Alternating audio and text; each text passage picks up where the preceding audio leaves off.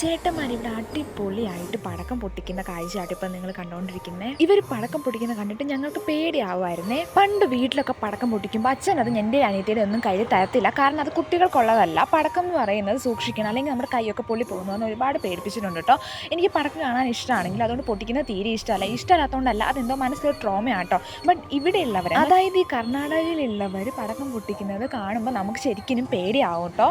അവർ ഈ സാധനം കത്തിച്ചിട്ട് നമ്മുടെ മേത്തേക്കൊക്കെ ഇടുന്നത്. ചുറ്റിനും ആൾക്കാർ നിൽക്കുന്നുണ്ടെങ്കിലും ഇവർക്ക് ഒരു കുഴപ്പമില്ല. ഇവർ ചുമ്മാ കത്തിച്ച് അടുത്തേക്കൊക്കെ ഇട്ട് തരും. ഇവർക്കൊന്നും ഒരു പേടിയില്ല കേട്ടോ. ഇവർക്കൊക്കെ ഇത്ര ധൈര്യമാണെന്നാട്ടോ ഞാൻ ആലോചിച്ചത്. ഞാൻ അകത്തിരുന്ന് ഫുഡ് കഴിക്കായിരുന്നു കേട്ടോ. അപ്പോഴാണ് ഈ പടക്കം പൊട്ടിക്കുന്ന ശബ്ദം കേട്ട് അങ്ങനെ ഞാനും എൻ്റെ ഫ്രണ്ട്സ് എന്താ പുറത്ത് വന്ന് ഇത് കാണാൻ വേണ്ടി നിൽക്കുകയാണ്. ഞങ്ങൾക്ക് അങ്ങോട്ട് അടുത്തേക്ക് പോകണമെന്നുണ്ടായിരുന്നു. ബട്ട് ഞങ്ങൾ അകത്തിട്ട് പൂട്ടിയിട്ടാട്ടോ മാം പോയത്. എനിക്ക് പടക്കം പൊട്ടിക്കുന്നതിൽ ഏറ്റവും കാണാൻ ഇഷ്ടം ഏറ്റവും മേളിൽ അന്ന് ആകാശത്തിന് അവിടെ പോയിട്ട് പൊട്ടുന്ന ആ സാധനം കേട്ടോ. അതിൻ്റെ പേരൊന്നും എനിക്കറിയാൻ പാടില്ല. എനിക്ക് അല്ലെങ്കിൽ പടക്കങ്ങളുടെ ഒന്നും പേരറിയത്തില്ല കേട്ടോ. ഇന്ന് നല്ല മഴയുള്ള ദിവസമായിരുന്നു, മഴക്കാറും ഉണ്ടായിരുന്നു. അതുകൊണ്ട് അത് മാത്രം പൊട്ടുന്നുണ്ടായിരുന്നില്ല കേട്ടോ. അവരെല്ലാവരും കുറേ പ്രാവശ്യം ട്രൈ ചെയ്തു. പക്ഷെ അത് അവിടെ ചെന്നിട്ട് മേളിൽ ചെന്നിട്ട് ചുമ്മാ നിൽക്കുമായിരുന്നു. അത് പൊട്ടുന്നേ ഇല്ല. ഐ തിങ്ക് മഴ പൊടിയുന്നത് കൊണ്ട് നനഞ്ഞതുകൊണ്ടായിരിക്കും എന്നാണ് എനിക്ക് തോന്നുന്നത്. ബാക്കിയെല്ലാം പൊട്ടുന്നുണ്ടായിരുന്നു.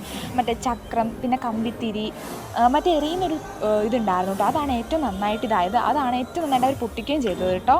1 മണിക്കൂറിനടുത്ത് അവരിങ്ങനെ ചെയ്തുകൊണ്ടിരുന്നു കേട്ടോ. പടക്കമൊക്കെ പൊട്ടിച്ച് സെറ്റായിരുന്നു. നല്ല രസമുണ്ടായിരുന്നു കേട്ടോ.